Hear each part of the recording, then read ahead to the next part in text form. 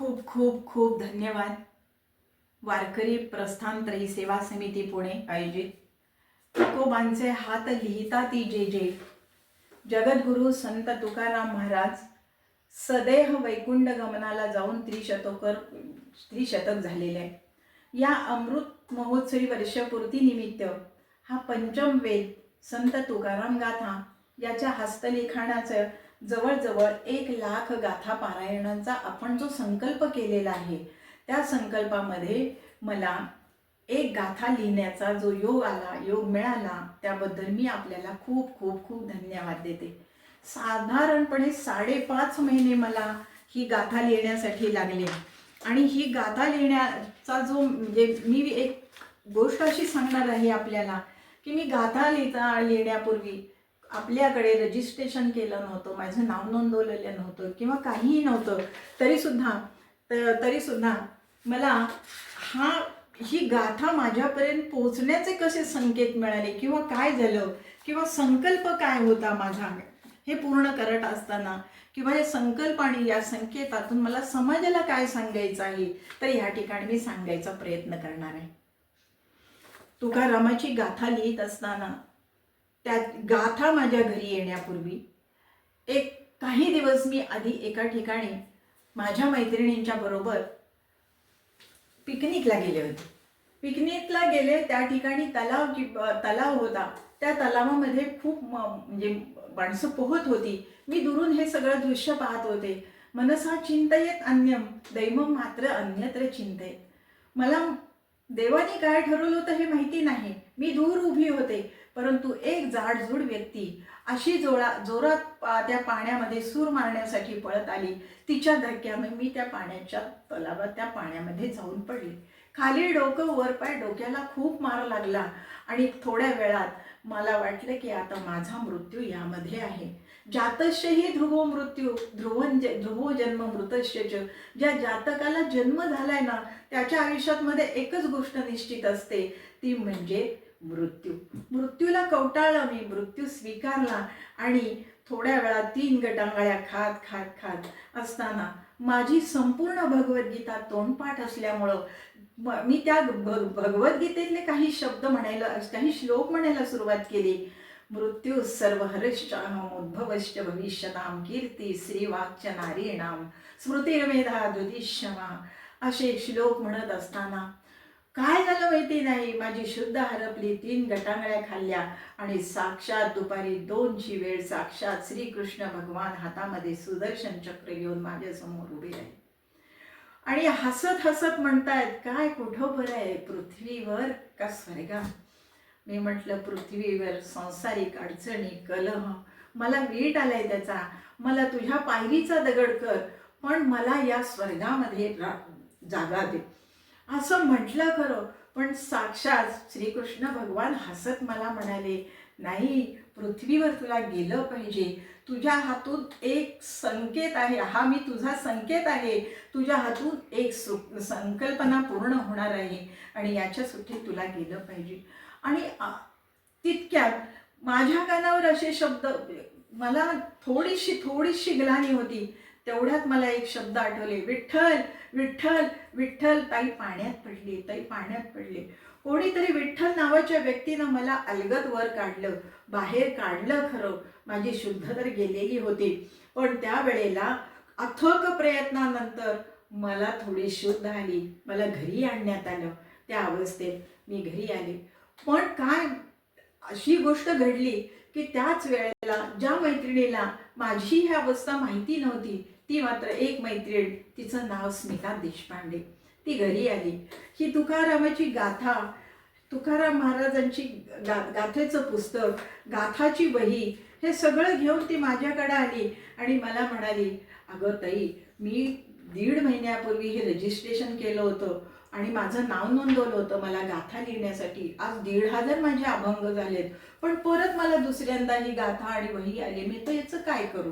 तर मला असं वाटतं की तू हे घे आणि तू लिहून पूर्ण करावंस. मला त्यावेळचे ते कृष्णाचे शब्द आठवले, तुला पृथ्वीवर गेलं पाहिजे. तुझा एक संकल्प पुरा व्हायचा आहे. आणि मला तत्क्षणी याची जाणीव झाली आणि मी ही गाथा स्वीकारली, लिहायला सुरुवात केली. 5.5 महिने मला लागले ही गाथा लिहित असताना. गाथा लिहित असताना घरामध्ये इतक्या अडचणी, कलह, हेवे दावे याच्यामुळं माझं काम झालं की मी गाथा लिहित बसायची. आणि असा दिवस जायचा. घरामध्ये एकुलता एक मुलगा, 13 वर्ष तो माझ्या बरोबर होता. आणि ह्या म्हाताऱ्या आई वडिलांना सोडून तो प्रपंच करायला दुसरीकडे निघून गेला. हे दुःख मला खूप होतं आणि मी रात्रभर ही गाथा लिहित बसायची.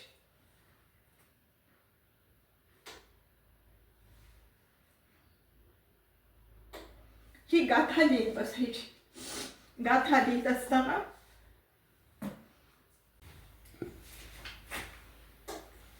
आई बापाची सेवा बघाया देव येईल का, तसा पुंडलिक या युगात पुन्हा होईल का. खरंच आई बापाची सेवा बघाया हा पुंडलिक जरी या काळात जन्माला येत नसला, कारण फार दुर्मिळ झाले, कारण आज वृद्धाश्रम खूप वाढत आहेत. आई वडिलांची सेवा करणारी मुलं जन्माला येईन अशी झालेत. कारण टी व्ही आणि या मोबाईलमुळं माणसं माणसाला विसरलेली आहेत. पण भक्तांना मात्र परमेश्वर विसरू शकणार नाही. हे मी माझ्या स्वतःच्या अनुभवावरून मी सांगते आहे. मला या पाण्यातून त्यांनी बाहेर काढलं. केवळ गाथा लिहिण्यासाठी मी तिथून परत आले. मला तिथून मिळालेला हा संकेत होता. मी त्या ठिकाणी आले आणि तुकारामांची गाथा सुद्धा या पाण्यावर तरून गेली. अरे मला असं म्हणायचंय, सुख, शांती, समाधान सगळं बाजारात विकत मिळायचं असेल, मिळतं का रे? नाही, ते पैशाने मिळत नाही. या आध्यात्मिक मार्गानंच हे मिळतं. तेव्हा याच्यासाठी आध्यात्मिक आपली प्रगती साधायची असेल तर प्रत्येकानं धर्मजागृती केली पाहिजे, धर्माचा प्रसार केला पाहिजे. आणि म्हणून माणूस जन्म आपल्याला मिळालेला आहे याची जाणीव ठेवली पाहिजे. या माणूस जन्मामध्ये माणसांना प्रत्येकाने आपल्याला 3 प्रश्न विचारावेत. कोहम, कोण आहे मी? माणूस आहे. कोत्सम, मी कुठून आलोय? त्या परमेश्वराने मला या ठिकाणी या पृथ्वीवर दूत म्हणून पाठवलेलं आहे धर्म प्रचारासाठी. कर्तव्य मी ती जानाती, कर्तव्य करण्यासाठी मला हे 2 हात दिलेले आहेत. याच्या हाताच्या मार्गातून मला सत्कार्य करायचं आहे. तेव्हा हे असं करत असताना या 3 प्रश्नांची उत्तरं देऊन मनुष्य जन्म अनमोल आहे याचं सार्थकीकरण करायचं असेल, आध्यात्मिक प्रगती माणसाला साधायची असेल तर आपण निश्चितपणे तुकाराम महाराजांची गाथा लिहिण्याचा जो 1 लाखाचा संकल्प आहे त्याच्यामध्ये आपण या समाजातल्या सगळ्यांनी साधारणपणे भाग घ्यावा असं मला वाटतं. कारण ज्यांनी गाथा लिहिली, गाथा लिहिण्यापूर्वी, गाथा लिहित असताना त्यांना मिळालेले संकेत निश्चितपणे सगळ्यांना जास्त असणार आहेत, निश्चितपणे. त्यामुळं प्रत्येकाला असे वेगळे वेगळे येणाऱ्या अनुभव आपण या ठिकाणी मांडणार आहोत. मला आणखीन एक अशी गोष्ट या ठिकाणी, आणखीन एक माझ्या जीवनामध्ये अशी घटना घडली की मी 4 महिन्याचा जो कालावधी असतो ना, त्या कालावधीमध्ये भगवद्गीता माझी तोंडपाठ असल्यामुळं ती भगवद्गीता मी रोज संध्याकाळी देवापाशी दिवा लावला की म्हणायची. असंच एके दिवशी एकादशीचा दिवस होता. बागेतल्या मार्गामध्ये मी भगवद्गीता म्हणत होते. 11वा अध्याय विश्वरूप दर्शन. आणि ज्या वेळेला 11व्या अध्यायापर्यंत आले, एखादी मला धातूची वस्तू पायाला लागल्याचा भास झाला आणि पायाला काहीतरी लागलं म्हणून मी अंधार असल्यामुळं मला दिसला नाही आणि ते पायाने मी बाजूला सारली. नंतर थोड्या वेळाने 2 श्लोक झाले, 2 अध्याय झाले, 15वा अध्याय चालू झाला, पुरुषोत्तम योग. तीच धातूची वस्तू परत माझ्या पायाशी आली आणि तत्क्षणी लाईट आले आणि लाईटच्या प्रकाशात पाहते तो विठ्ठल रुक्मिणीची मूर्ती माझ्या. कुठून आली माहिती नाही, काय योगायोग माहिती नाही. हाही योगायोग होता. पाण्यातून बाहेर येण्याचा श्रीकृष्णांनी मला दिलेला संकेत हाही योगायोग होता. गाथाला मी कुठेही नाव नोंदवलं नव्हतं, पण गाथा घरात येण्यापूर्वी हाही योगायोग होता. गाथा लिहित असताना मला विठ्ठल रुक्मिणीची माझ्या पायाला मूर्ती लागावी हाही योगायोग होता. खरोखर मी माझ्या या जन्मामध्ये इतकी धन्य झाले आणि त्याचे निमित्त मात्र आमचे हे वारकरी प्रस्थान त्रयी सेवा समिती पुणे यांचे निमित्त हेच माझे आयुष्याचे निमित्त आहेत. तर प्रत्येकाला मी याच जन्मी काय तर जन्मोजन्मी मी यांची ऋणी राहीन, जन्मोजन्मी यांची ऋणी राहील. आणि मी ज्या वेळेला ही गाथा पूर्ण केली त्यावेळेला आमच्या इथं आलेले संत देगलूरकर महाराज यांची सुद्धा मी या ठिकाणी माझ्या गाथा पूर्ण केली, त्याच्याबद्दल सही घेतली. अखिल भाविक वारकरी संप्रदायाचे राष्ट्रीय अध्यक्ष सुधाकर इंगळे महाराज यांची सुद्धा या ठिकाणी घेतली. अशा धन्य संतांचे सुद्धा मला या त्यांच्या हस्ताने मला माझा सत्कार झालेला आहे. आणि मला खरोखर किती जन्म मी धन्य झाले आहे, किती जन्माचं मी पुण्य केलेलं आहे. आणि केवळ वारकरी प्रस्थान त्रयी सेवा समिती पुणे हेच याचे हे निमित्त आहेत.